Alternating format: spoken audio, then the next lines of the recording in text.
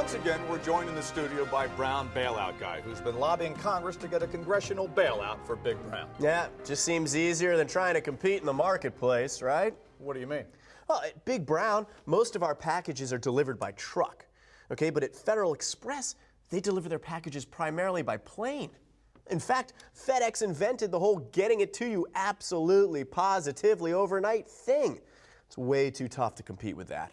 So instead of just competing, you're just lobbying Congress to rewrite the rules to benefit only Big Brown. Well, that doesn't seem fair. I know, that's what makes it so good. Well, not everyone thinks so.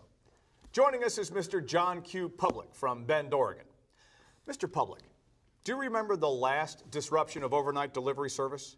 The UPS strike of 1997? Oh, I sure do, Bob, and thanks again for having me on the show. I remember that strike of 1997 very well. It almost put me and a lot of other small business owners out of business. And what do you mean? Well, I own a small auto parts business in a remote part of the country. I need equipment to arrive here on time to keep my customers happy, or I lose business. And during the strike, I had so many cars sitting around while we waited for parts to arrive that some of my best customers went to other competitors, and I can afford that. I need overnight delivery. The Brown Bailout Guy is a buffoon. He's crazy, and what he's saying is outrageous.